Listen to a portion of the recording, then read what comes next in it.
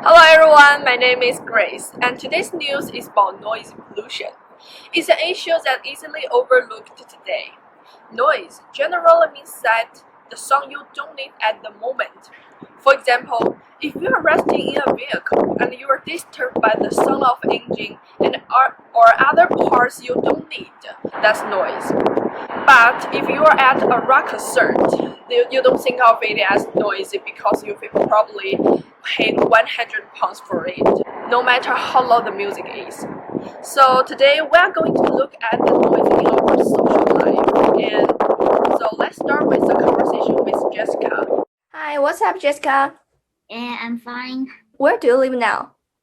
I live in Leeds. Oh, and I saw you post on social media in January and saying that you are often unable to sleep because the noisy around you. Has the situation eased? Yes, I would say I have moved to a room on an up floor, which is much better than the noise environment before. Oh, so could you tell me something about your living environment before? I would say I have been living in the UK for about two years maybe, and I have just moved into this flat because I would say there are too many people and each room is more or less separated by a wall, so the sounds beyond the normal communications can be heard very clearly in every room. I would say it's very terrible for my dirty life. That's bad, I have to say. How long has this situation been going on? Almost last November, maybe I changed my room in March for about 4 months. Wow, that's quite a long time. So, and then do you feel better physically or emotionally after changing room? Yeah, of course, I would say. It has changed a lot. My sleep quality has improved a lot since I just got rid of my noise sleep. So, currently my mood has improved significantly, and my dirty schedule always can be complete on time. So I feel better. Wow, congratulations. Actually, you guys may not be able to get a sense of what it's like to be in the real noisy environment by connecting with Jessica. So we choose a room that is similar to the environment Jessica described. Before the experiment began, I divided the noisy into 6 levels, which were 0 to 20, 20 to 40, 40 to 60, 60 to 70, 70 to 90, and 19 to 100 respectively. So let's go. This is the first test.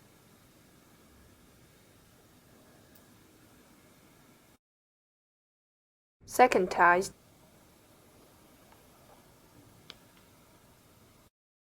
The third test. Yeah, it's me. It's Grace. Yeah. Yeah, okay. This is my puzzle. Fourth test.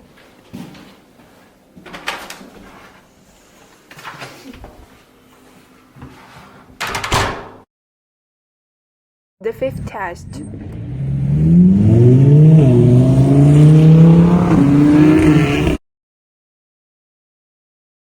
Noise above 100 decibels is directly harmful to our hearing, like that.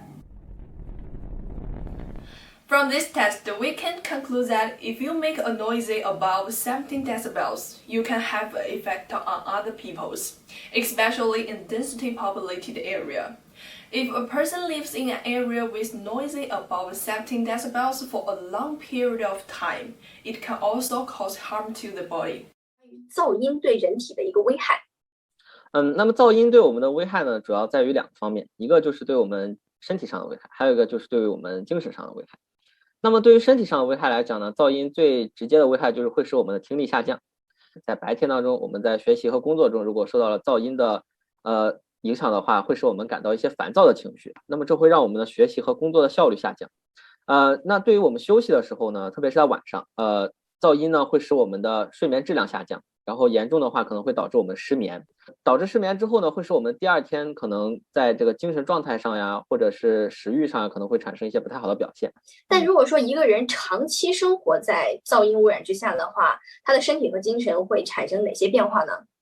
如果一个人长期生活在噪音环境情况下呢，如果说噪音在60分贝左右的时候，或者更低，可能会对我们的生活就基本没有什么影响。在噪音高于90分贝的时候呢，会严重影响到我们的交流甚至思维。那么它会严重影响到我们的工作和学习。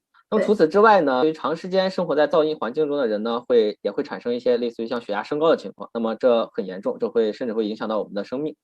那我们应该在平时生活中怎样有效的去避免掉这个噪音污染呢？那么首先一个呢，就是我们要寻找到一个非常好的住所。那么其次呢，就是我们要在我们的住所中安装一些隔音措施，类似于像隔音窗户、隔音棉。这样子的话会有效的减少大约60%的噪音污染。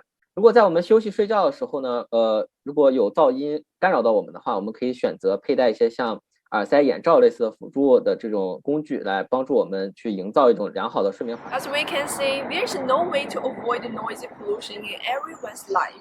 It can cause physical and mental damage to us, especially for those who live in the environment of noisy pollution for a long time.